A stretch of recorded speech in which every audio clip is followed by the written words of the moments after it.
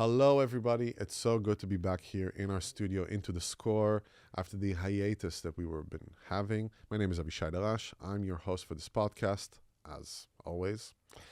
And I'm so happy to be back here and talk to very interesting people about arts and culture, day-to-day politics, and everything in between. And today we have the great artist, Gijs Levelt. Hi, good to be here. Good to have you. Thank you. How's it going? Good? Yeah, it's going good. Yeah. Great to see you, man. You know, we've been seeing each other through socials, or we've been seeing each other actually also in the music podcast. It was like always, in the radar of each other, and now it's the first time that we can actually sit and talk. My favorite way, with lights and cameras. Super cool. I don't mind. Very natural. Yeah. No, of course, this is, it's a very easygoing environment, and what I'm interested to know about is actually your path. Like, what is the thing that started for you, that spark of music? Yeah. Actually, the interesting thing is I really don't know. Because, I knew I wanted to become a trumpet player when I was, 3 years old. Wow. And I don't really know why this happened, So I was really I knew I have to do this.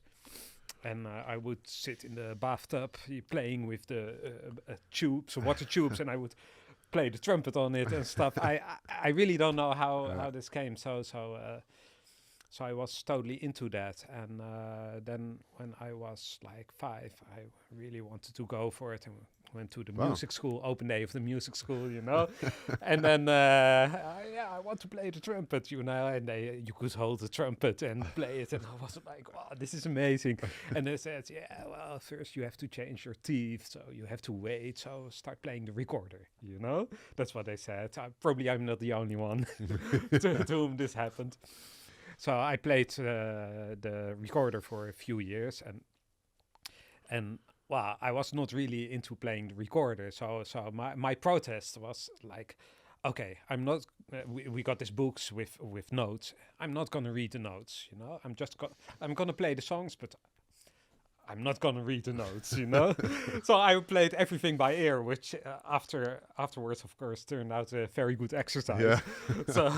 So for 2 years I played recorder by heart, everything, and then finally I could play the trumpet, And then I had my first lesson, and in 1 week I could read notes because I wanted to do that. Yeah. So when I was 7, I started playing the trumpets. Wow. Are you coming from a musical family? Was it something? No, not really. So no, you don't. I mean, they liked to listen to. My father used to go to concerts. He used to bring me to concerts, all kinds of different stuff, like classical music, but also a lot of experimental music, like the first computer concerts and Dutch improv, that kind of things. He brought me everywhere, but then I don't know how. It's really a mystery to me.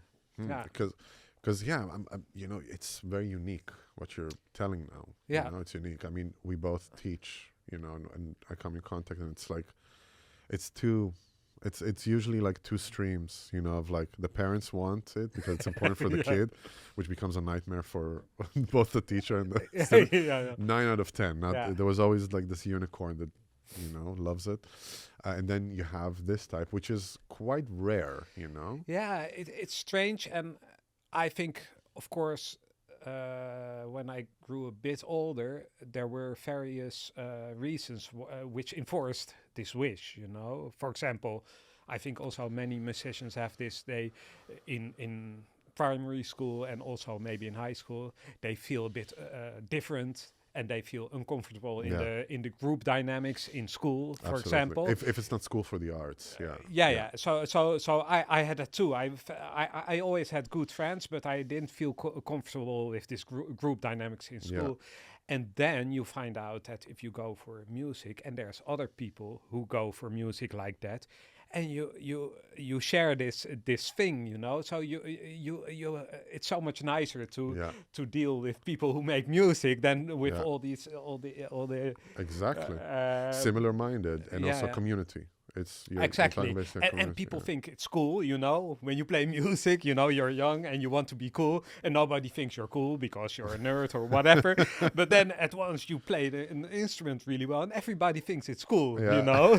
Exactly. So this kind of things, and also probably like when you're young, you want to please your parents, you know. And my parents, they were really supportive of what I was Good, doing. very But I important. think they also found it important. Maybe they didn't, not so, they were not so much aware of it, but Yeah. that you were good at something, and they were quite ambitious, you know. So I think I felt this, you know, and so I wanted to prove I Yeah. can do this, and I'm going to be good at it. Yeah. And these kind of things, yeah. Practicing was something that kind of came to you naturally, or did you understand that this is a thing you have to do to accomplish? Yeah, probably when I was really young, it maybe sometimes I didn't do it, but in general, I've always liked practicing, even when I was quite young. So I would practice every day, and of course, at a certain age, I would practice for hours, Yeah. or even way too long. Yes. And Yeah. I always loved it. It's a Yeah. kind of meditation for me. Absolutely. Yeah. Absolutely. Yeah. There's something I mean, you know, it boggles my mind. No, it doesn't boggle my mind. I just want to say is that there is a certain time in every instrumentalist's life. I wonder if you agree with that. You have to sacrifice many, many hours per day Mm-hmm. to go through these technical hurdles that it becomes actually a part of your body, Yeah, yeah, you know? And then it's like this bulk of work that needs to be done, yeah. and it's going to stay. It's just going to stay. But that sacrifice has to be there, Yeah. you know? It's something that I try to explain it to students, you know, of like, you have to do something in order to get that. I know it sounds very trivial for us, Yeah. for instrumentalists, but it's like, it's not just something that let's say, I understand that someone wants to play piano or they want to play trumpet, and I understand that. If you actually want to play it and feel comfortable with it, there has to be like consistent work Yeah. being I agree. invested. Yeah. And better consistent than sporadically, like, you Yeah. know, Yeah. once a week. Or, I mean, I can practice once a week, but I did Yeah. like years. You get what I'm saying? I guess you have the same. Yeah. Yeah. Yeah, I think so too. And I was lucky that my character, I just enjoyed that. And also, I think, you know, I play the trumpet. The trumpet is not the most easy instrument to No. me. It didn't come natural at all for my feeling. People around me said, oh, he's such a natural. But for me, it felt like I have to work and work and work. And it's always been like that. Still it is, Yeah. you know. And I mean, probably you recognize this also, like the more you can do and the more you know, the less you, or the more you are aware of the things you cannot do, Yeah. or your limitations and Yeah. that kind of stuff, you know. So, but I always enjoyed the work and the challenge of Yeah. making music or of practicing. Yeah, exactly. Because it's really, you master certain things, but that doesn't matter. What is the next thing? That you can master? That's I the mean, thing. You get used to it immediately if you. It becomes a do fact. It. It becomes a fact. It's Yeah. like, oh, this I can do that. Yeah. But what I'm interested in is Yeah. what is that thing on the other end? The Yeah. curiosity. And sometimes that can also be annoying. Like at conservatory, after a while, I really almost got burnout from this because I was always focusing on things I could not do, Yeah. and I didn't take the space and time to appreciate what Yeah. I was doing and could Yeah. do, and that's like something you should be careful.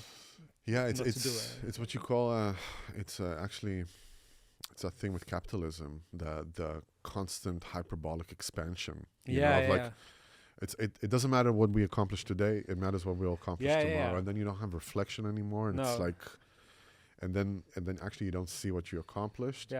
And then the negative, and you're always failing. Yeah. You know, because you are only doing things you cannot do. Yeah. So what I always after a while learned and tried to do is like when for example, my kind of level, if you can call it a level, would be here.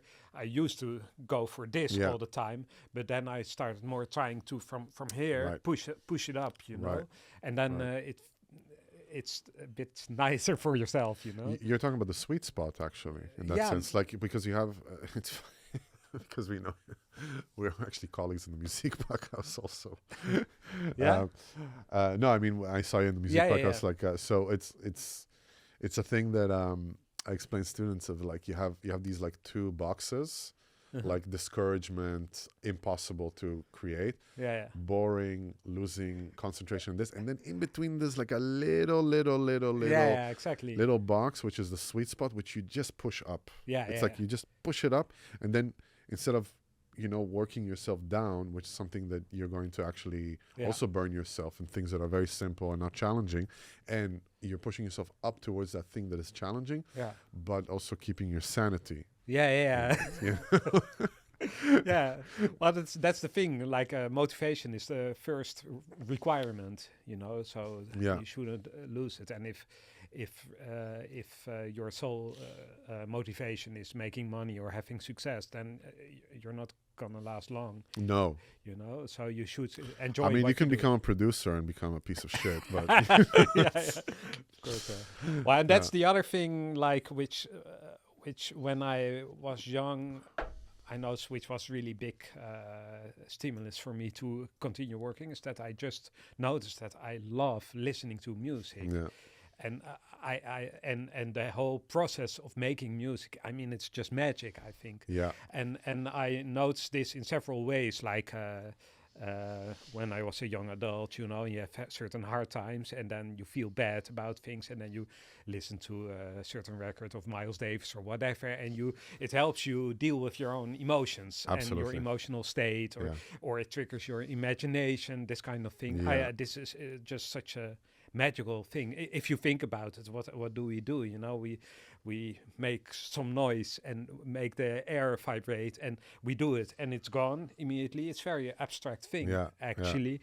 And we just do this, and then we manage to organize these airwaves in a certain way that people find it satisfying or pleasing or whatever. And you make sounds which are consonant, and which means the upper tones are kind of in balance with each other. Or you make sounds which are dissonant, and they clash, and then we start playing with the tension between consonant and dissonant.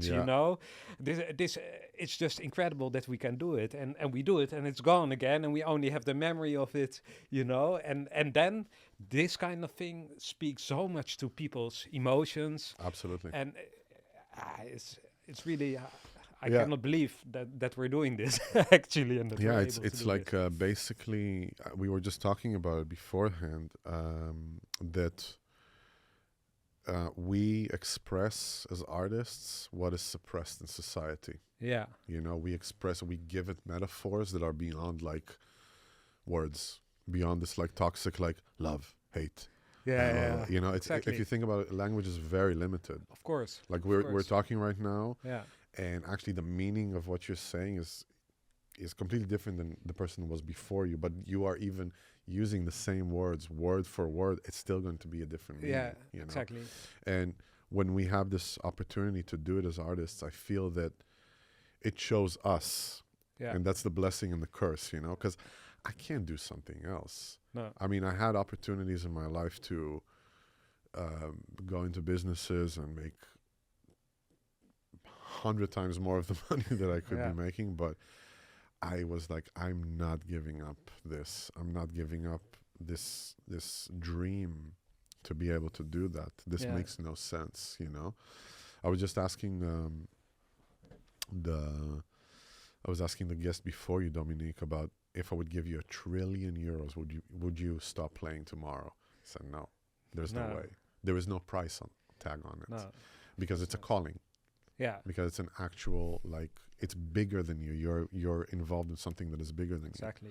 Yeah. I mean, think about this feeling that you have of playing a concert and people are livid and like coming out of it like, oh my God, like I feel different. Yeah. You're a magician, you're not Exactly, a musician. I feel like that, and I always picture it like if we were like when people were hunters and collectors and stuff, and then they would all be busy getting their food. But you had the shamans, you know, they Yeah. couldn't do that because probably I would be one because I have -10, you know, so I wouldn't be a good hunter or collector.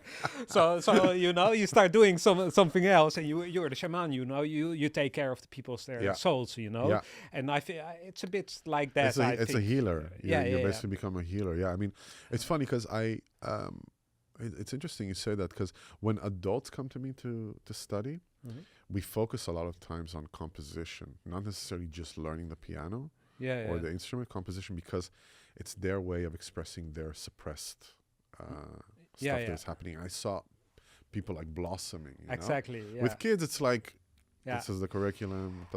I have the same with teaching improvisation to adults. You know, it's a similar thing, because like usually the first thing I tell them is, and I'm working on them with, is to create space. You know, because people have tendency, me too, like, oh, I'm gonna improvise, I'm gonna play a whole bunch of notes. You know, and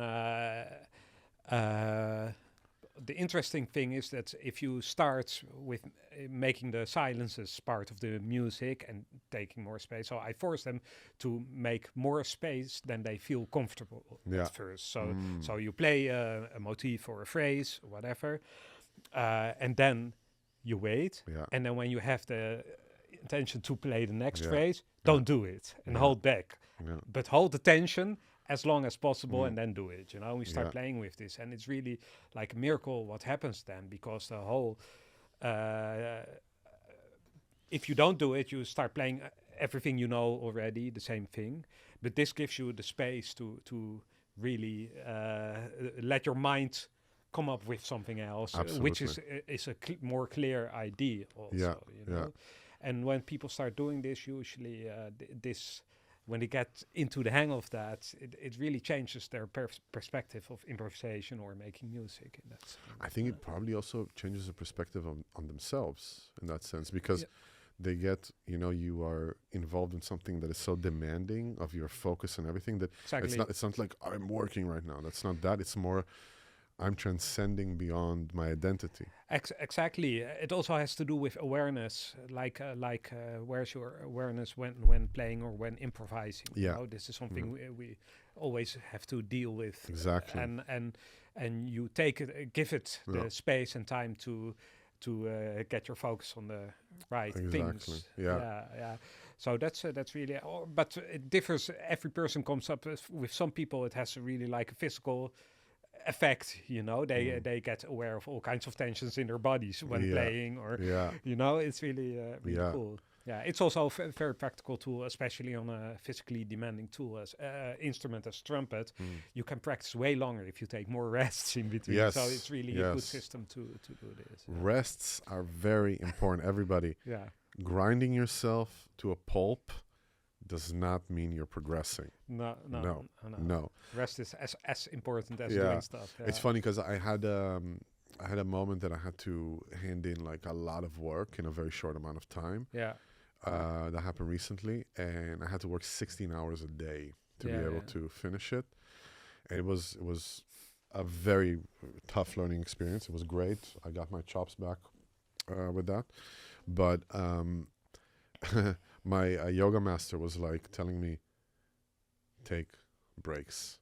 Because I can just go 3-4 hours without taking a break, and then I don't understand why I'm depleted. And then I didn't have an option. I had to work this amount of time. And I would work 20 minutes and then 10-minute rest, 20 minutes, 10-minute rest, and everything was done like relaxed. You know? So rests are really important. No one is don't equate grinding yourself to dust with progress. It's not like that. You always need to give your system time to get it exactly in. Exactly. Amsterdam Klezmer Band. We got to it. I'm very curious. What's the story behind how it happened? I mean, before we started the interview, you told me that you are there for 28 years, actually. Yeah, incredible. Right? I'd never expected it. Yeah, but it's true. What was the story behind? How did it, it's such a great brand, not band. I'm talking just, of course, the band, but it became such a big brand in the Dutch music scene. Yeah, it's really interesting. It started actually Job, our saxophone player. He started the band. I think he was playing with an accordion player and with a tuba player in the streets. And then after a while, our current bassist Jasper de Beer, he came along when they were playing on the streets, and they asked him to join, and he played along, and then they started the band. So it was Job, the saxophone player, Don, the accordion player at that time, and Jasper, and they were playing in the streets, and then they got invited to play on a party or whatever. Right. And they thought, okay, we need a name. Okay, let's call ourselves Amsterdam Klezmer Band. It kind of went like this, like let's be. And they were playing klezmer music. This was because they had been playing in a little circus orchestra, and one or two of the tunes were klezmer tunes, and they liked it. And Job, he has a Jewish background also, like most in the band, or half of the band does. So they liked it. So they were playing klezmer music, and they thought like, okay, let's be they were young and going for it. We're the Amsterdam Klezmer Band, So and. Well, yeah, they would play in the streets and then get asked to play in parties, and that was just kind of their business, And then didn't take long. They invited this trumpet player, Misha Grandel, to play with them, and he was Jewish guy from Russia, but he moved here. He studied classical music at the conservatory. So he joined the band, and he played there for about a half a year or something. And the funny thing is, I was in conservatory at that same time as Misha, and I was studying jazz. He was studying classical music. Which conservatory? In Amsterdam. Amsterdam. Yeah. Okay. At that time, it was still called Zweelink Conservatory. Okay. Was it the one in Van Balenstraat? Yeah. Okay. Yeah. And before that, Hogwarts. Actually. Yeah. I love that building. Actually, it was really nice. Yeah, so we were studying there, and the thing was, I was studying jazz, but I was like 16 when I started there. Wow, that's young. With how do you call it, vooropleiding? Yeah, the vooropleiding, like preschool kind of thing. Is it called vooropleiding also in the conservatory? I don't know. I don't know. Yeah. Well, anyhow, I did 2 years because I was doing my high school and I wanted to finish my high school. So I did high school and the vooropleiding at the same time. And then, so I was 18 when I was in my first year for the conservatory. But most jazzers, they were like 15 years older than me. Because at that time, I've probably it changed a bit, but at that time, it was just a bit older people doing jazz. But on the classical department, it was all people of my age. Yeah. This was more the tradition. Right. So I was always hanging out with the classical persons. I like that very much, So I was hanging out with Misha. Now, and Misha was interested in learning jazz. And I was interested in learning classical trumpet technique and stuff, So we decided, okay, we're going to teach each other, And so that's why he knew me. And then after a half year, he moved first to Israel and then later to Boston. So the band was out of a trumpet player. Now, and then Misha told Job, okay, you should ask Gijs. He's a good trumpet player. He will be able to do the job, And Misha told me, you should take it. You can make some money, And the thing is, I was not raised with klezmer music, so I knew of the existence of klezmer music, but I didn't know the music well and how to play it or whatever. I didn't know that much. So and also I just finished my conservatory at that time, and I was intending to play jazz and funk music and hip stuff, And then they asked me, this band that plays in the streets and in cafes and in parties. They asked me to join their band, so I was a bit hesitant because my aim was to play in concert halls, and play. And so I thought, should I do this, And then.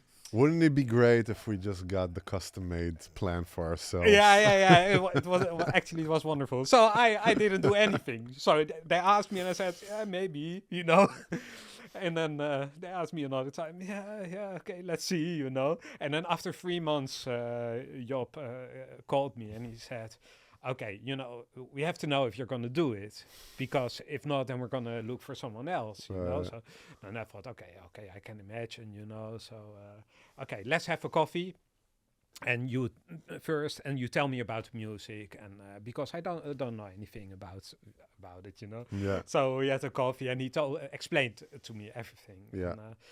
And then,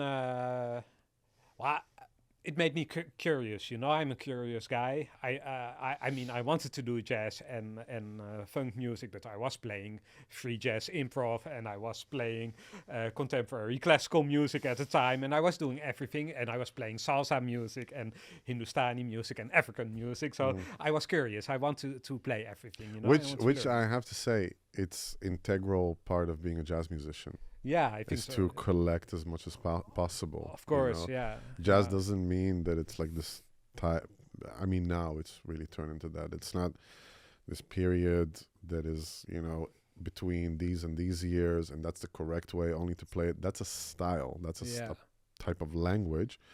But jazz is really just siphoning, like taking from everything. And reflecting society of nowadays. Exactly. I think so too. Yeah, it's a combination of both. I think you should have the language and the tradition, but that's also if you go deep into that, it's it comes from Northern Africa, West Africa. Also, it's things that are really based on migration of certain musicians, a broad concept. So if you go deep and deep and deeper, back and back and back, they're all connect. Of course. And same thing with klezmer music. It's also like so many influences are in there.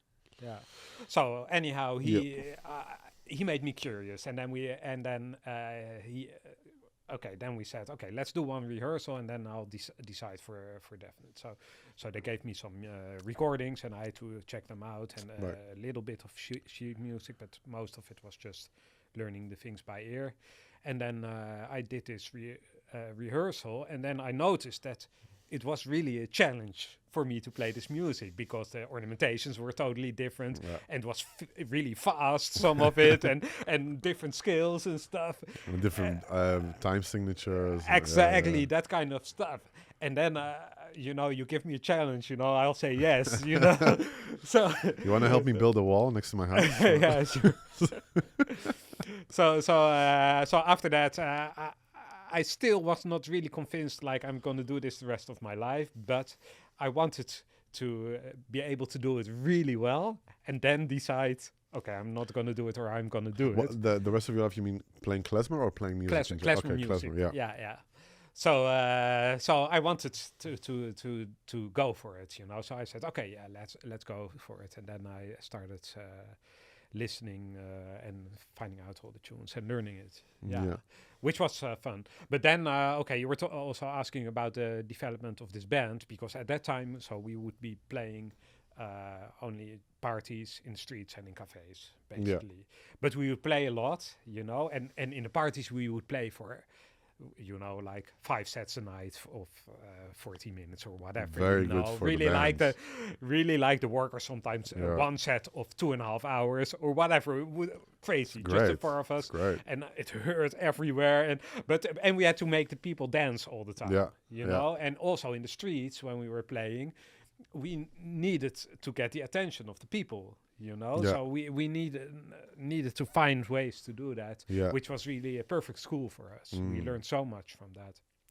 And then, but from the beginning on, we felt like we need to write our own tunes, also compose our own music. It felt like an important thing to do, not to do just traditional stuff.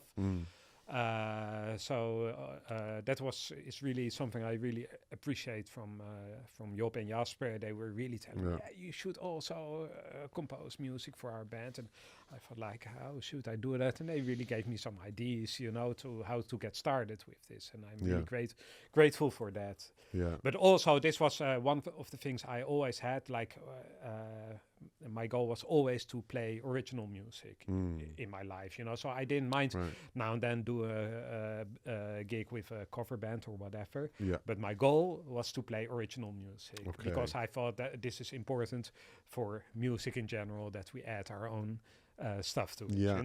Yeah.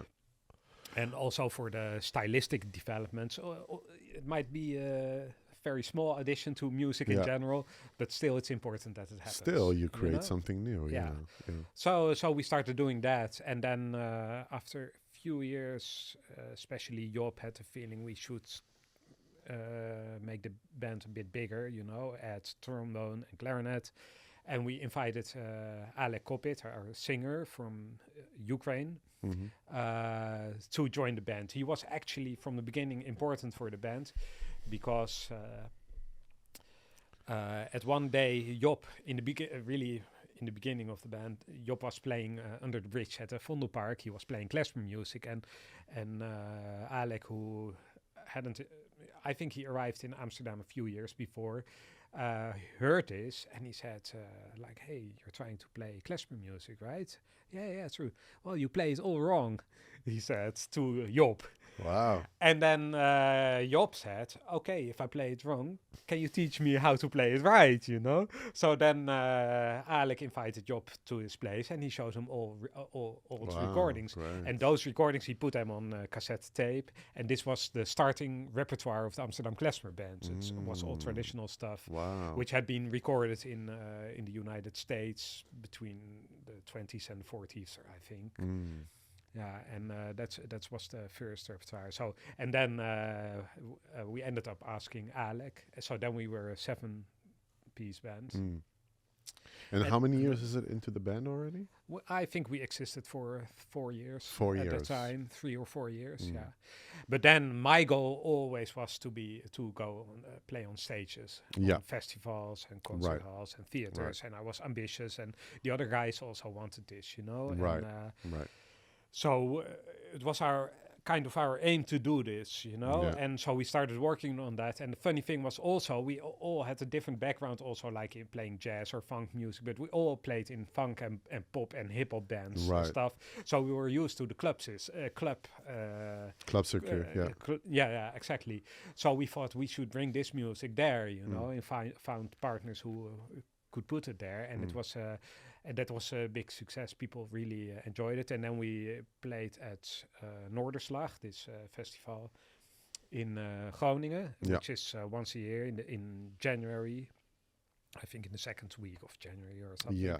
And this is a really big showcase concert for pop bands. And it's mostly rock bands and also some pop and dance and this kind of stuff. And then they booked us. And we were really like a different kind of band there, Absolutely. And people, that's why some journalists, they were attracted to it. Like, what's the Klezmer Band doing on this pop festival? So we were playing on this small stage with a small roof, and it was all big concert halls, but this was really small place. Completely packed with people. Wow. They really loved it, and we made really such a big party, and everybody went crazy. And so the journalists, they were really happy because it was something else, So they wrote about it, and then they invited us to play on Lowlands Festival and this kind of festivals. And so then our name started getting bigger, and then we started playing in clubs and festivals and theaters also. Yeah, so we always... and when did the idea come to get the structureel subsidy? Structural subsidy. When did this come? Yeah, well, when we existed for like about 16 years, I think, Wow, or okay. 14 years or something. We worked without subsidy all the time for 14 years. Now and then we would apply for subsidy for a project or something, Yeah. you know, for like a series of 10 concerts with DJs or whatever, Yeah. you know. Absolutely. Yeah. But we didn't have subsidy. But after 14 years, you know, people in the band started getting kids and stuff, and we were kind of stuck. Like there was no financial growth, but we didn't earn enough to You have were a breaking even, basically. yeah, to have 7 people play, and we always bring our technician and sometimes light and this and the Exactly. whole business around it. We always earned not enough. Yeah. And we would, we go, and this was also an artistic limitation in the end, because we didn't feel, we were really tired. We didn't feel space to rehearse. So we would make a CD and then play this for 2 years and 200 shows, the same music, and it was getting, you know, we were really getting stuck, actually, and burning out. Actually, yeah, kind of. We were burning out, and also we didn't want to go to Köln for 150 euros each anymore. You know, we couldn't do that. Also to our families and stuff. You know, so and then we were. Before that, it also, our organization was a mess. You know, we weren't organized actually. We just did the gigs and put all the bills in a cardboard box and give it to our accountant, and he would take care. We didn't know what. So people in the band were complaining like, "Yeah, we should earn more," but nobody had a clue about how much we earned. You know. Okay, so it was that. So there was no oversight and nothing. No.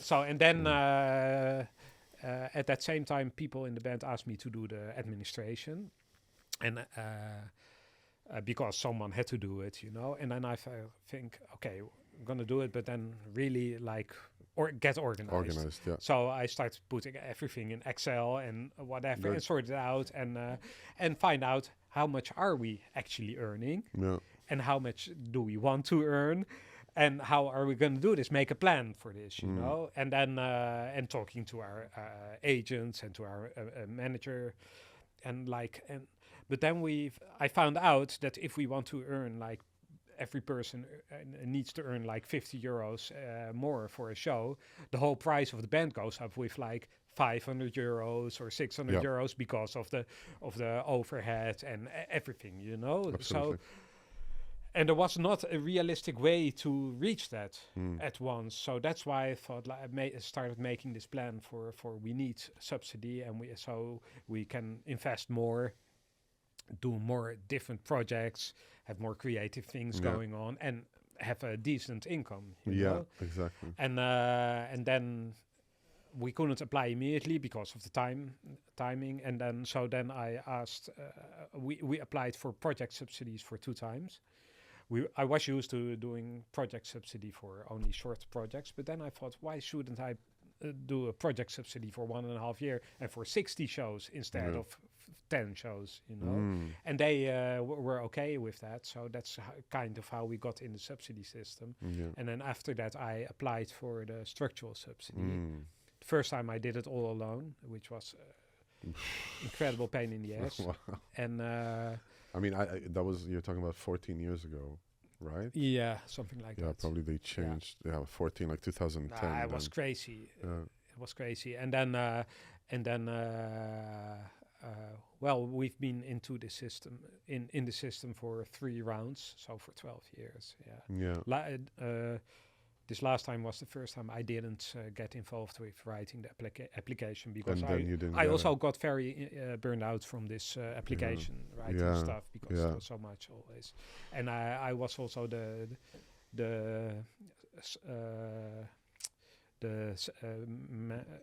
the begroting. The budgeting. The budgeting and stuff, and I got really stressed out from this. And so many times I didn't feel like being a musician, you know, but more like an accountant or like a business leader or something.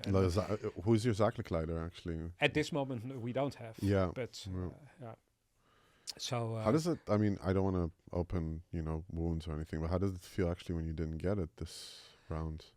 Yeah, I don't mind talking about that. It's important but because it's yeah. I was shocked, to be honest. When I saw it, I was pretty shocked.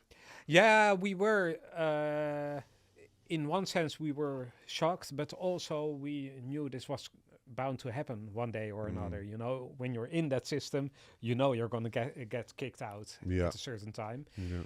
And round before, so 4 years before that, we also they gave us a positive judgment, but there was not enough money. Yeah, I remember so that. we didn't get it at first.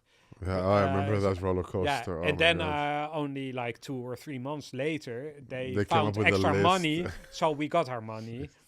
So we were kind of used to the idea of it was the first. It was 2021. Yeah, I remember that. It was a lot of institutions didn't. They were like getting positive. No, you're great, and this we don't have money. Yeah, and then it's exactly. So that changed. And now this summer, so we definitely heard we're not going to get it, and it was so in one sense it was a shock, and in one sense also I thought, this is just if it's not happening now, it will happen in 4 years or 8 years.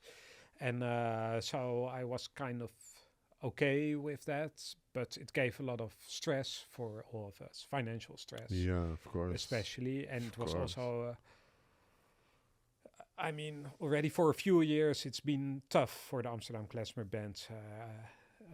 Like the Corona times were tough to deal with, I think, for everyone. And then after that, our accordion player, who was with the band for 22 years or 23 years, he passed away. Oh, sorry to hear that. He had health problems, and Theo van Tol, a brilliant accordion player. Sorry. So it's like losing a member of your family, of course. And this was hard. But also in that same period, we lost our manager. And at that time, we had some kind of a manager and a business zakelijk leider. And we lost both of them. And so everything was just feeling like things are falling apart, and we're trying to keep on doing what we do. And on stage, everything went fine, you know, but the whole organization was really shaky. And also, I was very much burned out with doing all this business. I've been doing so much business for the band for such a long time, and I wanted to pull out of that business, but it was hard to find people who take that roles. Exactly. And so everything was changing so much, you know, and so it's been really tough. And also our singer, he has health problems also. He's not doing well. So after a while, he stopped going to our concerts abroad because his health didn't allow him. And this kind of things, it's all really very challenging. Yeah, you know? of course. And now everybody has to find their ways to make enough money to make their living, you know, for their family. Yeah, it's so interesting with the system. It's just like it's basically zoek het maar out. It's done, and like zoek het maar out means go solve it yourself, you know. And it's like it's so daunting, you know. It's so like, because you get the answer on what was it, the 2nd or 3rd of August. Yeah, something like that. It's like beginning of August, and then by January, which is just 4 months, you're out. Yeah, and then what usually happens is that, or used to happen, is that you get still a bit of money for a few months after January 1st. But first they told us it's not going to happen because of political decisions. So we thought, we don't have anything. And then in the end, it turned out we got still a bit extra money. Okay. But we just heard in December or something. And then also, the other thing is we also had a bit of subsidy from Amsterdam. We applied for Amsterdam. Oh, the AFK. AFK, yeah. Which is like the landelijke subsidie would be quite the lot of AFK money. is a big one. And the AFK is a bit smaller, you Yeah, know, yeah. but still was good. And they... there we had the same thing, like the positive judgment, but they didn't have money. So they said, okay, we're positive. You're going to get 1/5 of what you asked for. But that 1/5, that was so little money. That's like if we would accept it, half of it would go to the administration of it or something, and then we wouldn't have any money to do things, and you would still have to do this many concerts, and you couldn't apply for project subsidies. So they're stipulating it like actually in the sense of we're going to give you 1/5 of it, but you have to do 100% of the work. Yeah, or maybe you can do less, but still you have to do the work. Yeah. So that makes no sense. so we said we cannot accept this, and then but then a whole lobby started in Amsterdam from politicians also, and then we heard in December, I think in December 10th or something, we heard we're still gonna get all of the money from Amsterdam, but this was like 2 weeks before the new year started, and all the time we had to count on we don't get money. So we were, it was really so actually AFK came through. Now you have AFK. We have AFK. Yeah. But now we're in a phase like so many things going on. Also, we had a business leader in the last year, and it was not a good match between him and us. And also, we didn't have any money anymore to pay him, so he stopped. Yeah. So we don't have a business manager now, and also the board is changing. We have a new board. So because you have a raad van toezicht, right? You have a raad van toezicht. Ja, gewoon bestuur. Gewoon bestuur. Okay. Okay. So it means council of oversight, or actually just board. Leadership. Yeah, board. Yeah. So we're now trying to find our way to. I mean, we had this tour, for example, standing. We're in the middle of a theater tour now, and we had something like we're gonna do it anyhow, money or no money, because we're not gonna cancel 15 shows. We just didn't want to do it. So. We're doing that, but now after this, it's really there's little going on. But we really need a lot of time to change, to adapt to the new situation. And then, but now finally we're starting to make the new plans and looking at the plans and changing. See what can we still do, and what do we still want to do? And at the same time, everybody is personally looking for enough jobs to make a living and to pay make ends meet, for the schools and of their kids and the course, and the rent and this kind of thing. Of course, yeah. So that there's a lot of stress, and but for me as a person, it's strange. I also, especially in the summer, I was really stressed out and I didn't sleep over it because I feel responsible for my family. And of course, you have kids also. Yeah. I have 2 kids. Yeah, that changes the whole equation, man. I have also 2 kids. It's different. Yeah. So little it's really people. Tough. And my wife, she's in the arts also. She's a theater maker, and so it's also a really tough business. Probably even more than music. Yeah. And so I was really stressed out. But after a while, I started to be more relaxed about it.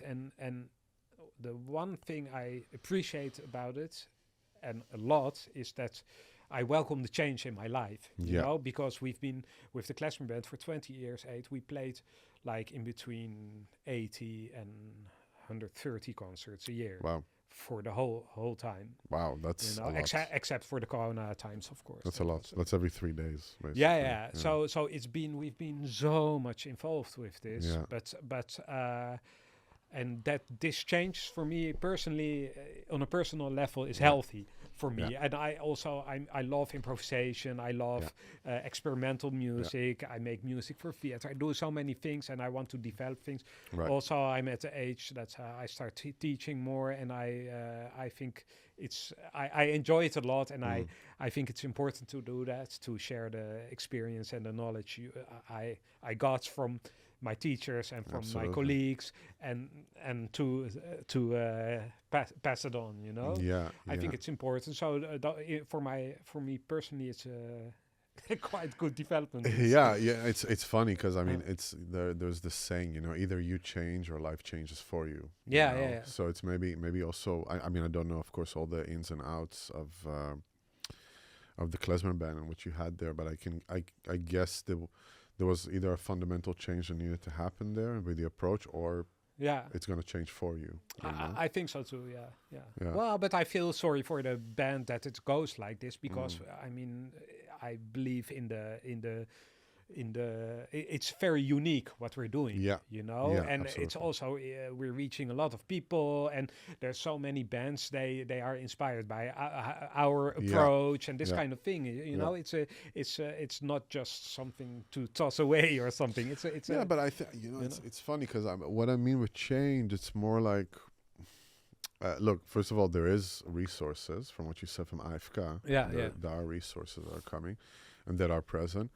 But also, it's that thing of the brand is so strong that I don't think it will be tossed away. It's not. It's really not possible. It's just that No, maybe it requires the band to make it a little bit more efficient. I don't know. Huh? I mean, I'm not. Who am I Yeah. to look at it? But there is something fundamentally inefficient that needs to become more efficient in order to make it more. Could be. yeah, I don't know. In the sense of, and then maybe FPK looked at it. Go figure the politics that are happening Yeah, there. yeah. It's also such an echo chamber. FPK. Yeah, exactly. Well, I think you're right, and I think also we're getting a bit older. I mean, I don't see myself as really old, but I mean, there's so many young people coming up and young bands, and I think I mean, we're very motivated to keep on playing, so we will. But I think it doesn't need to be a bad thing to play like 35 shows a year instead of 80 or something. You know, if it's instead if of it's quantity, quality. Yeah. Sense, So I'm fine with that. But could be maybe I was wondering, like if actually you start introducing more fixed members that are young, really young, and then like a new blood, because that's what the funds also love. They love to see that there's continuation. Of course, yeah, and I think so. Well, that's the thing. We're looking for solutions anyhow. With, I mean, we're not gonna kick out people from the band. We're a collective. We're a family. No. But for example, now we have a drummer. He's a bit younger, you know, and who plays with us a lot of percussion player, drummer. I mean, because also you could sell a ton of merch also from the Amsterdam Klezmer Band, like shirts, even instruments. You know, you can. The brand is so strong that it's like. It can actually be. Yeah, maybe you can be our new business. I know I'm an artist. I'm just kidding. But I can give you like many ideas. No, because of course, the brand is strong, and if you outsource it to multiple sources of income, you can actually generate. You don't have to worry about the subsidy anymore. No, exactly. Well, I mean, you have like 50,000 listeners a month or something, right, on Spotify. Yeah. This make you a lot of money, actually. No, it's not about that. But it's you're reaching a lot of people. Exactly. And then if the infrastructure changes to a point of being Yeah. commercial in that sense, it could work for you. Yeah, you and know? I think I'm really curious how this is going to happen. And you know that like it's been really wonderful to have this subsidy because we could do amazing stuff, and we were so productive this whole period, doing so many collaborations and stuff. And I hope we can find ways to keep on doing the collaborations because I think it's just really important and nice. Let's talk after this podcast because it's really. I mean, you have everything set up. You just need to just organize it because. Because because the thing with the subsidy at the end of the day, it's kind of like the construction there is a sponsor, the subsidies, they give it to a body. That body needs to correlate with the demands of the sponsor, which is the funds. But it's pretty strict. Like this needs to happen on these gebied, these a number of people, all that stuff. And if you get the money just commercial, you can do whatever you want. Well, and shareholders become like... Exactly. And that's the thing also, some people in the band really found this oppressing, like the demands of the... I didn't mind that much because it were our own plans. We made the plans, you know, so but some people really found that. And we felt the pressure all the time. Like we have to... I mean, it's people sometimes think, oh, you get subsidy, you can be lazy and do nothing and get all the money, you know. But it's not like that. I mean, it takes so much work and so much responsibility to have this. So because also your biggest financial client is the fonts, and the thing is that it's most of the time it's built. Yeah, that's another thing. Like I had a long conversation about also with Jazz and Zoe about. I believe that 4 years is too long. Every 2 years needs to be like a checkup, and because the market is changing so quickly. Like in the sense of Corona, for instance. It started in 21 and then it ended at the end of 24. The amount of changes that happened in the business and the industry where you can't boggle that, but you base the entire preface of the program on something that was handed before all these crises and changes. Like you hand in a program for 4 years, go figure what happens in these 4 years. People die, people get sick, people want to do other stuff, people this, and you have to work within these constraints. I like for business wise, it doesn't make much sense because you're basing a theoretical. You need to pragmatize a theoretical concept that changes. But they allowed for change. I mean, if you have you could change everything if you have had good motivation for this, And also I think it's different what kind of organization you have. For example, if you're a symphony orchestra and you have to apply every 2 years, it doesn't make sense. You cannot work like that. So then 4 years is even short. You should have maybe 6 or 8 years. But then it's case by case study. Yeah, but if you're a jazz band or like the Klezmer Band, could be shorter periods. Most certainly. So it's I think it's a bit, and especially like if you're talking about theater, it's also they should have more longer because it's just so much more complex to make. I mean it's and then of course I'm talking with it's lack of experience. I don't know all the ins and outs of the fonts, what they're dealing with. It's just that every organization is so different. But every situation is so different. My experience with the fonts was that always we had to change our plans sometimes, especially with Corona, of course. But also beforehand, things happen because you make a plan for 4 years. But who can tell in what you're going to do in 4 years? And then we had this plan for a theater tour with this and this kind of collaboration, but the doesn't go on, or we change our perspective on it. Like we don't think it's a good idea, or it even doesn't sell, Exactly. And then but then always when we had good motivation to change things, they were always really relaxed about it. It was never a problem. So I think if you want to there's a lot of talk on fair practice and fair pay and that kind of stuff. If you want that to happen for real, then you should have longer periods of subsidy. Because if every 2 years you don't know if you're going to have money after that, then it's really hard to give your the people who work for you like you cannot tell them it's not necessarily all or nothing. What I mean with the 2 years, it's just a really controlled checkup. Is it really functioning according to, because I've seen organizations that it was really moje plaatje, but behind was just chaos and people not functioning with each other, and then you feel stuck in this like.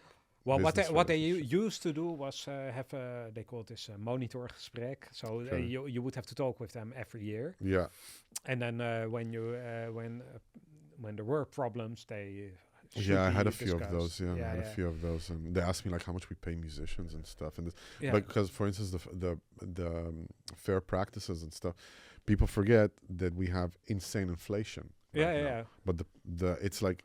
We add $20. You have to add literally the 75% or the 50% inflation that everybody experienced. Because it's not that you're a musician. You have to pay actually 70% of groceries. And that's the thing also. Like then they would do a bit of inflation correction from the subsidies, but only not even half of what the actual inflation was. 10% actually. 10%. So I understand that, And so these kind of things are tough, but I think it's pretty hard to come up with a perfect system. It's hard. It's hard because I mean I had here also a great theater maker Jacob Olboom, and for him also it's like 4 years. It's he explained how it is for him, and it's also not enough. He would like to just have it spread out and to be able to just work freely. I understand that. For instance, in France, it's 2 years. And then, but then you have also subsidies just for 1 year, and then they're smaller. But then for festivals, bigger, longer. You know, Exactly. It's a little bit more like constructed for the needs of the organization. So I understand that. I mean, and also how to judge if someone gets it or not is always there's always discussion about it, and it's a tough. Because what was actually the feedback that you got from FPK? I don't even remember actually. I'm not so much interested in that too.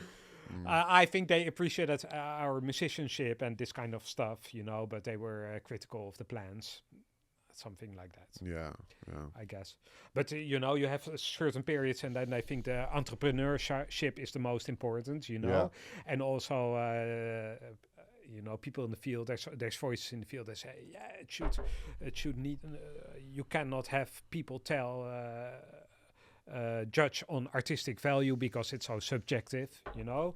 But then it goes only about entrepreneurship. But entrepreneurs not necessarily are the best artists, or the other way. So it's not perfect, you know. Yeah. But then after a while it changes, and it should be more about artistic value, and that's why you should have peer review, because they know best. But then in a small country like the Netherlands, everybody knows everybody. Yeah. So it's also really a system which really it's doesn't echo really chambered. work. It's tough, and like I think in our commission, I don't think there was someone who knew about music anyhow. Yeah. So this feels strange, but and then they decide actually if a project can continue or not. But it's really tough, and I'm glad there is money available, and I hope it doesn't get less. I think the best thing would be if you have some different systems side by side, you know, like this Nationaal Podiumplan is a good thing, should have more money.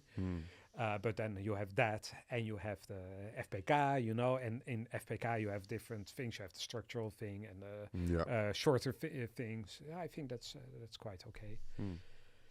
So tell me about... Also, the people at the FPK, they are really dedicated.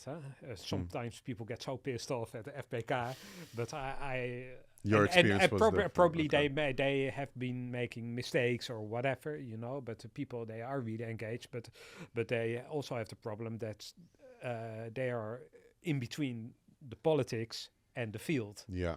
You know, so they have to juggle a lot of stuff that exactly. are, you know, I'm sure they're not that pleasant a lot of the times, you know, reading all these, especially I was just thinking like it's it's like thinking which kind of which type of people actually sit in these commissions. Are there really artists? Are there like really, because it's you need to have some affiliation to the industry, you know? But it's mostly people who work in the industry or just industry sometimes people, arts, but or business or marketing people or whatever, you know.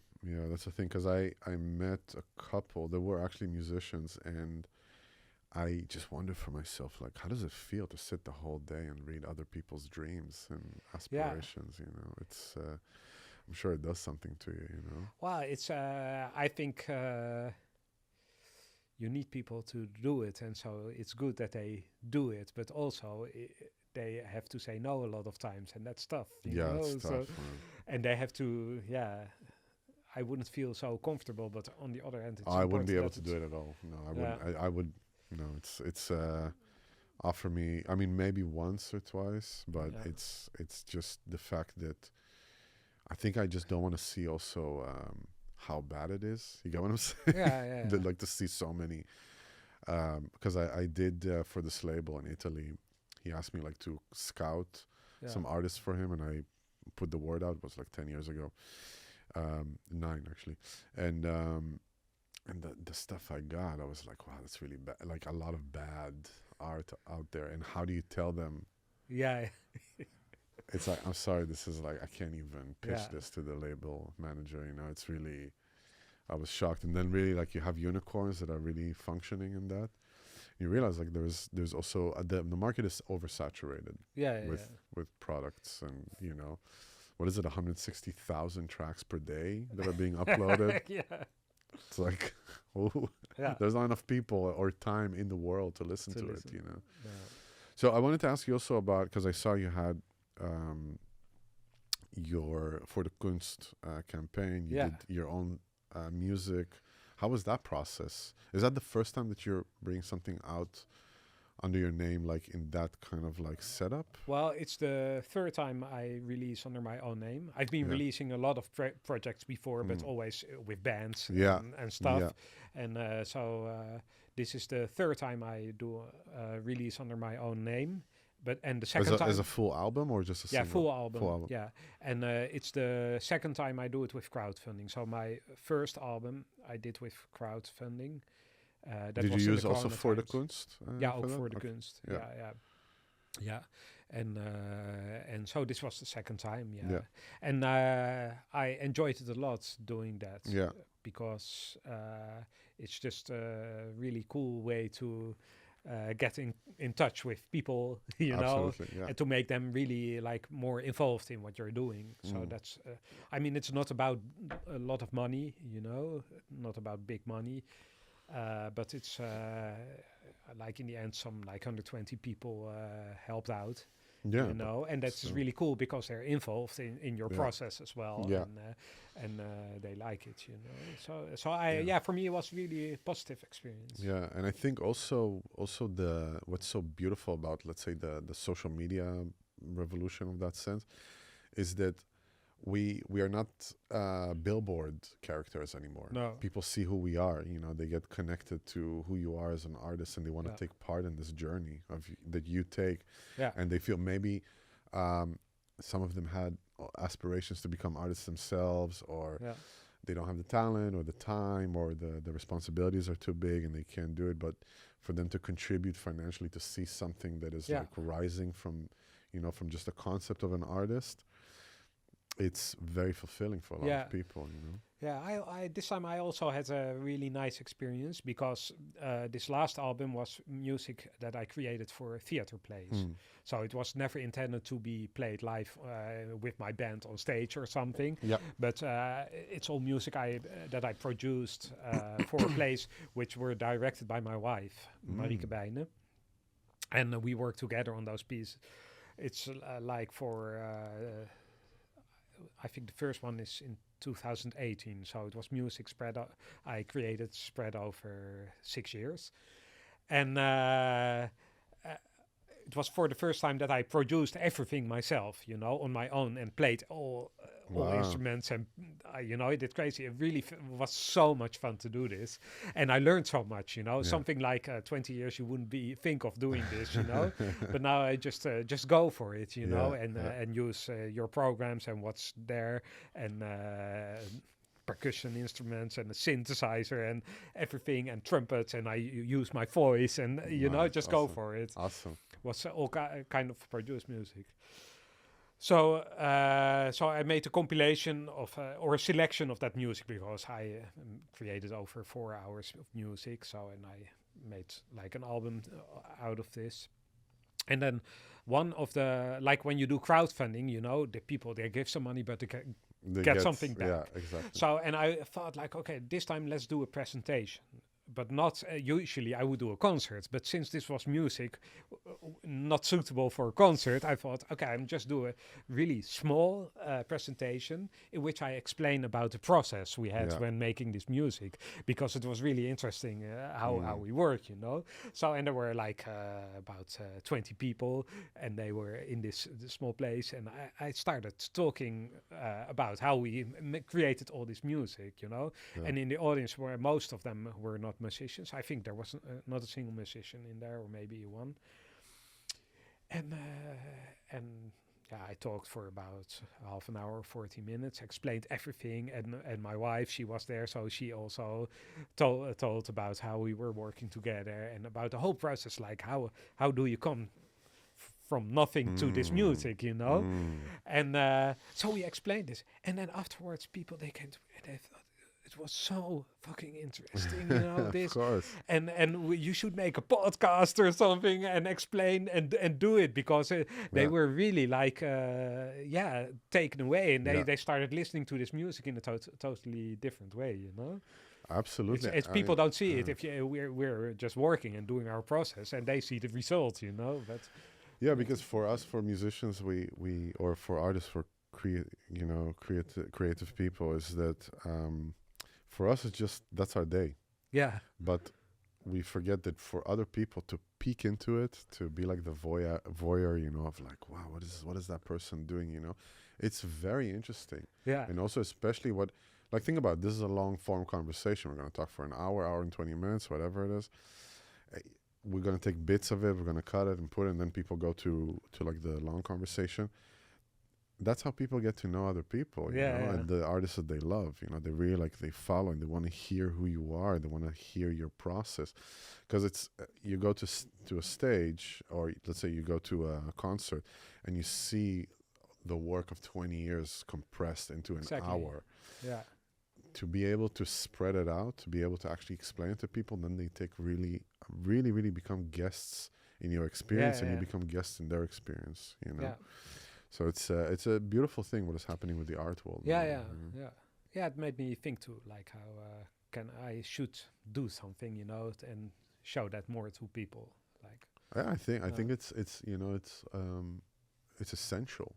That's one of the reasons that we started all of this. Because it's like I feel like like it's underrepresented. A lot of the artists underrepresented in the sense of, even if you're like a huge megastar, it doesn't matter. The person, the person behind is what created that thing that revolutionized whatever it is. And it's funny because I realized also in concerts, I was talking about with Antonio Moreno, the trumpet player.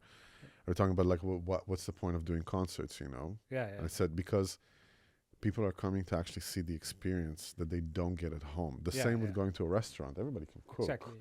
Yeah. But if you go to a Michelin star restaurant or like high end, it's like something that you cannot create yourself. You pay for that experience.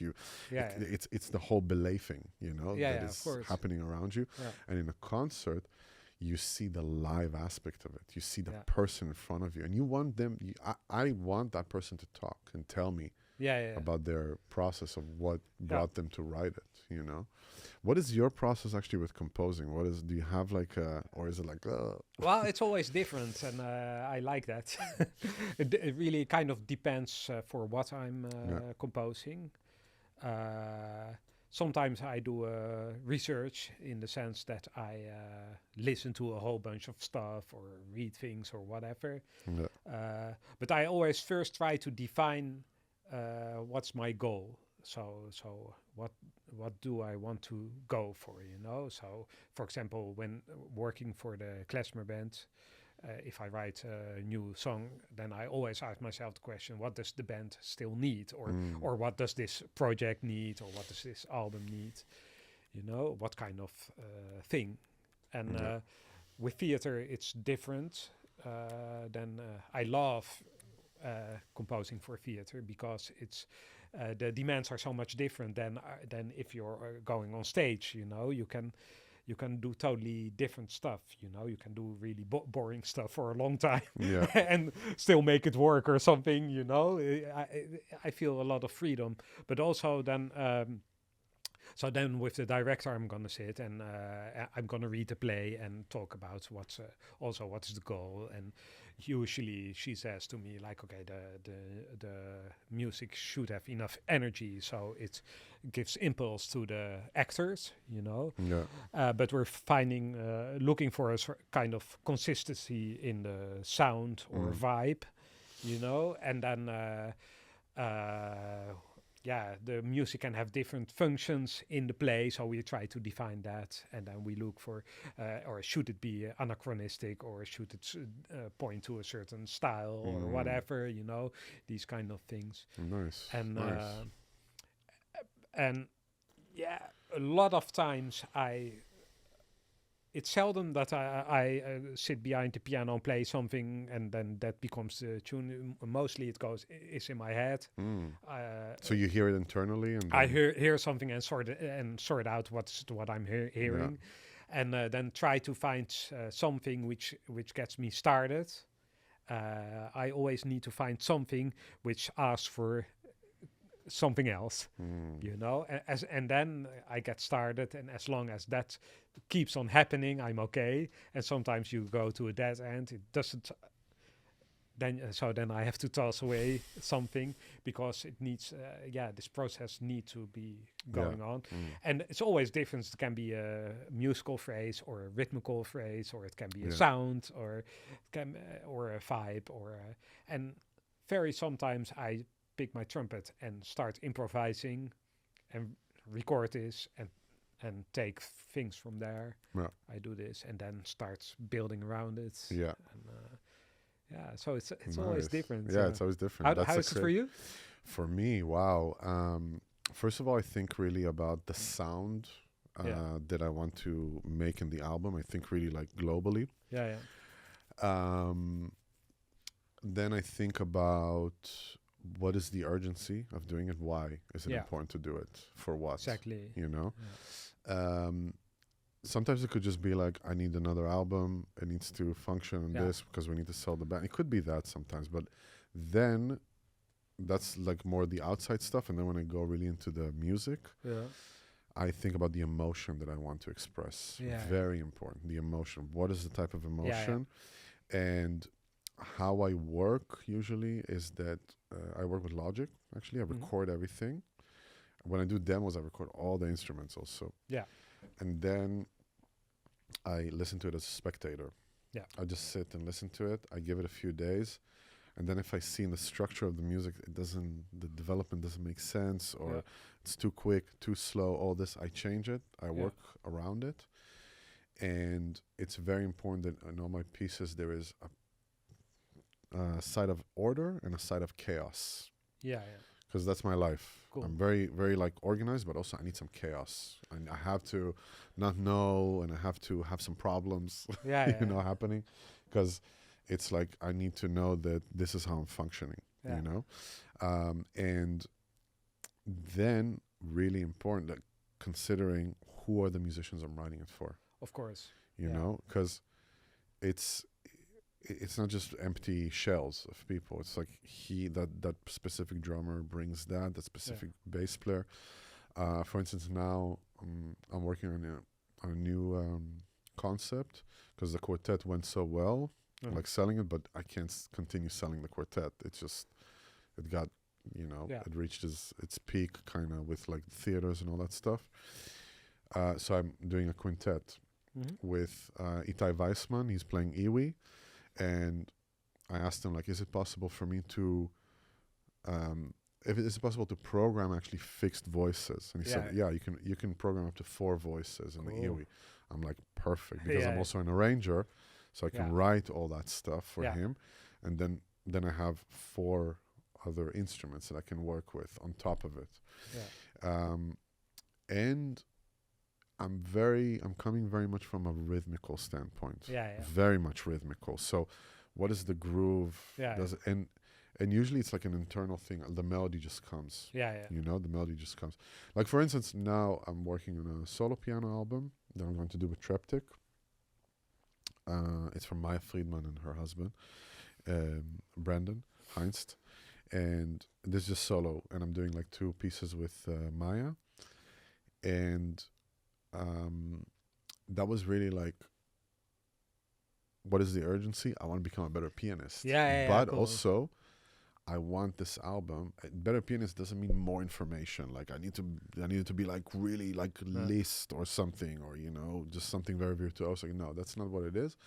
It's more about how can I reach a large audience at the same time keep artistic integrity. And not just be like, dumb my music down just for me to be able to sell it. It's really thinking more like, how can I still have it in the rich rhythmical stuff that I like doing, but also communicative for people. And then what I do is I go and I play it for people, just like, hey, listen to this, hey, what do you think about this one? And if I get a feedback of like, hey, it's too much or this, I take it into consideration and I try to see what is the thing that I can tweak. I mean, I think it's a personal thing. I'm at this point in my career where I want to see full. I want to see just the thing full, you know. And for it to be full, some generic aspect needs to come there, or at least accessible to it, you know. So it's also something to take into consideration. It's a lot of factors. It's a lot of factors that are like coming into play and really making it the creation at the end. Cool. Yeah, and then like for instance, I think because Joao was filming our concert in the BIM house, it's like the album is very compressed, meaning the strips are like 3 minutes, 4 minutes. But when we go on stage, you get like improvising and of course, so that's also kind of like a strategic decision of. I personally don't want to listen to a 5-minute solo in a recording. I want to go to a show and see that and be like, wow, what is happening in front of me? But in like a strip, you know, a sound strip that you put out on Spotify, it needs to be like just enough for the person to be like, okay, I want to hear it again. I want to hear it again. Instead of, like for instance, the last album is 38 minutes. Instead of 50 minutes or an hour and 10, you know. So it's really just more quality than quantity, I think, you know. Cool. We arrived to this point in the podcast where I have some fixed questions. Okay. And my first question is, what is the worst experience you had on stage that you can remember that really was like, you don't have to mention names. I mean, if you want to mention names, we can actually edit them out, but. No, actually, it's really hard to think for me of a single occasion. But for me, this happens more often. The worst experience on stage is when the sound is really, the acoustics and the sound is really bad and too loud, and this happens. Yeah. And I can get so frustrated by that. I'm sensitive to this, you know. Yeah. I'm sensitive to sound, and sometimes you're in this situation that you're playing and you really cannot do anything because this frustrates me. This is really for me I can do still my professional job, but I really can as far as my personal experience, this is really the worst thing. It's really sound thing. Do you work with in-ears in that sense, or is it? I tried this a few times, but until now, I'm not happy with that. And it also has to do with that with a trumpet. You know, you get a lot of sound, contact sound coming from through your jaw. Yeah. So you always hear this kind of sound really loud. So if you want to have a beautiful sound, you have to put your in-ears too loud. And I didn't find a solution which was comfortable for me yet. Yes. But sometimes I use it because if the situation is too loud, I have to. So, but I'm not happy with that solution. But you don't remember like a specific one that brought all this accumulated like. That was one last tour. I had one that was in Rotterdam in grounds with the Klezmer Band also, and it was just too much, you know. Too much, and I'm usually I'm a guy. I don't complain. Lots. You know. And that time I got so frustrated. I was so. I'm not laughing at you. I'm just like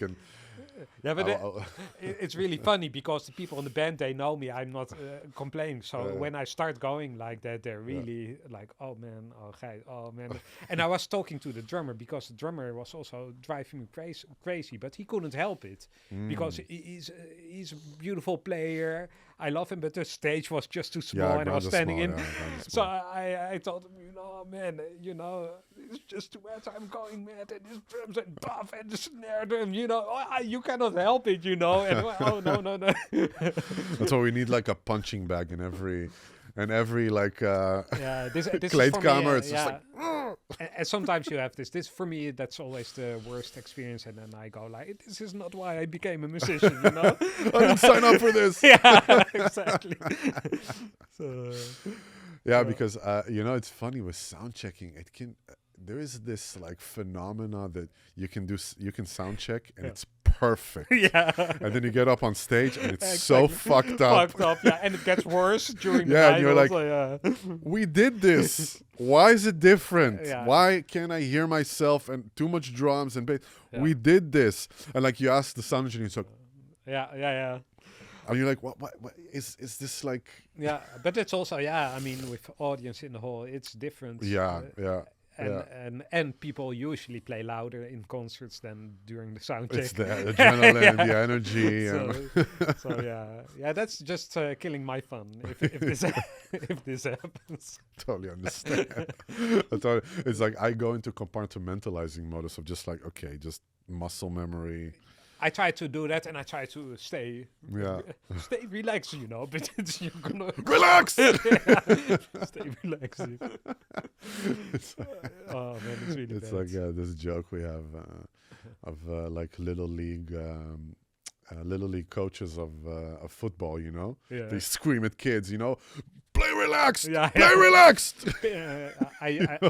I used to work with Peter Guidi, who would always do this in the big bands, and then he would tell, relax. Not my tempo. Bang! Yeah, exactly.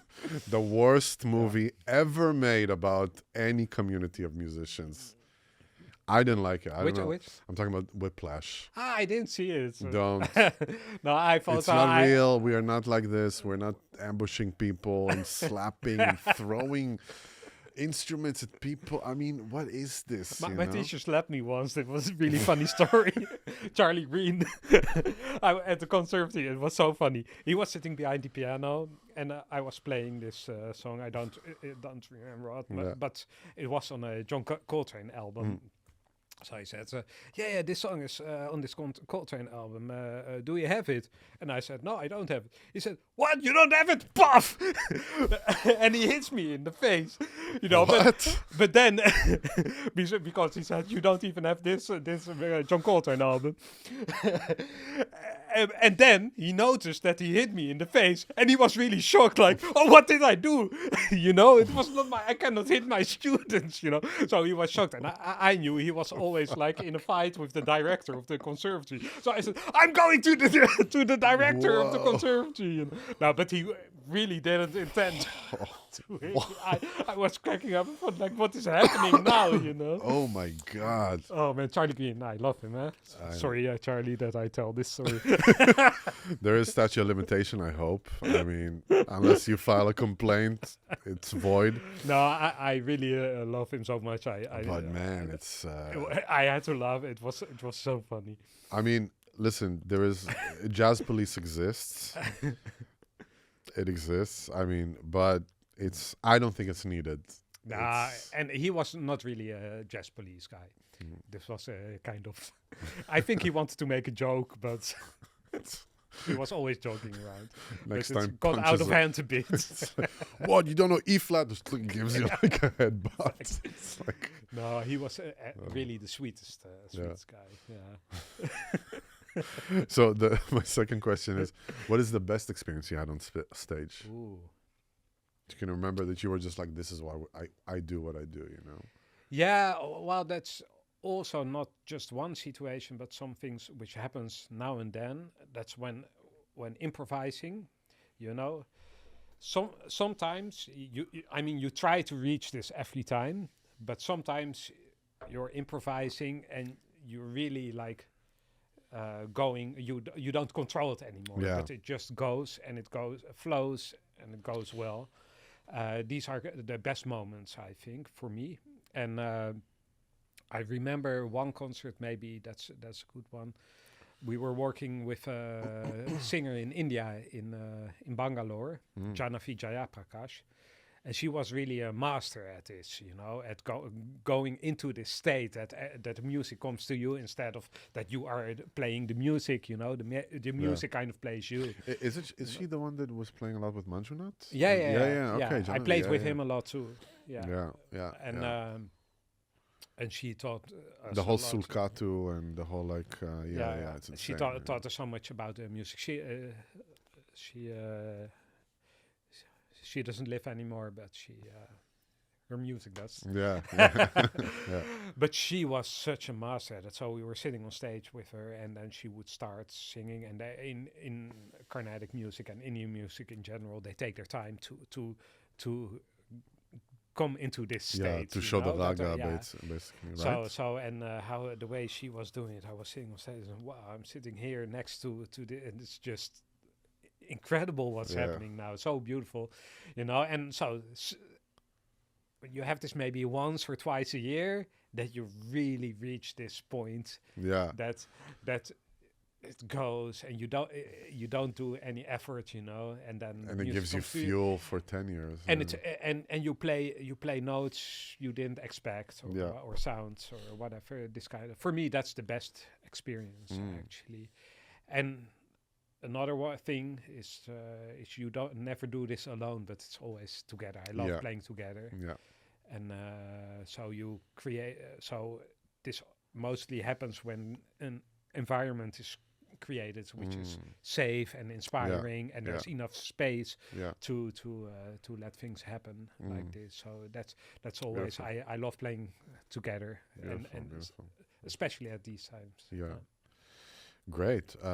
What would be the advice? Imagine you would be able to sit with Gijs, that is 21 years old, 30 years ago, with all the experience that you have right now, and you'll be able to sit with the younger Gijs, and for a cup of coffee, what would be the conversation like? What would be the things you would give advice to?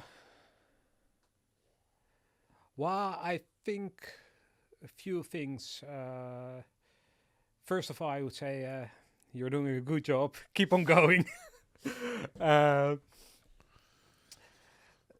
second thing is, as a person, you're your own biggest enemy in whatever you do. So try to be nice to yourself. Very good advice. You don't need to become better than your neighbor, but you have to make your own development. Yeah. So no comparisons. Basically, I could be so frustrated by people being good. I would appreciate them being good, but I would also always take it really personal. Like, why is that person so good and I'm not so good? And it's hard to get rid of that. And but it's not about comparing. You just have to do your own thing and be really nice to yourself. Be your best friend, because if you're not really good to yourself, I mean. And also, there's many times people say in the college tour and this kind of thing, this kind of programs, if you work hard enough, I'm sure you will you will have success. This kind of thing, and it's not always like that. You also need luck and timing, and so try to be nice with your ambitions also. Ambitions I think they are necessary as a kind of drive, as an energy to develop something, but don't take it too serious, your ambition, because you don't know how life is going. I would never expect to play in a Klezmer band, and still I don't regret it. And things come on your path. Be open to what comes to your path. And so you're saying be receptive to what life is giving you for your path. That I would say that to myself, I guess. And great, something like that. But you get a 10. No, okay. Thank you. No, the question is also the last question is, what would be your advice for young musicians that are breaking into the market now, that are really with all the technology, everything that's happening right now, what would be the advice? Let me first get back to the last question, because I forgot the one before. The one before. Yeah. One thing is, at that time, I always believed, and I still believe it, you have to try and create new music and be original. Right. But make sure you practice enough the tradition. Always transcribe solos. I did this, but keep on doing. Make it in your system that you do this. Keep on doing that, because you're not going to sound the same ever, Yeah. but you're going to learn so much from that. Yes. Yeah. Yes. Perfect. So I would say that. Maybe I would say this same thing to the students from now, because so check out Clifford Brown, Yeah. go for it, and not only the new young players. Yeah. Like basically to check where it came from. Yeah, yeah, Sense, and just try to sound like that. Keep your mind open, keep your ears open. I think for the generation from now has a totally different challenge than we do, especially with social media and internet and this kind of thing. It's really tough. But maybe for them it's not. I don't know. I had a funny quote I heard from a great drummer, doesn't matter who, and he said, we were in a session and he said something like, kids nowadays, they just want to look good, they don't want to sound good. Yeah, they just want to they want the followers, they don't want actually the content. Of course it's very not negative, but it's very like black and white. I just think really that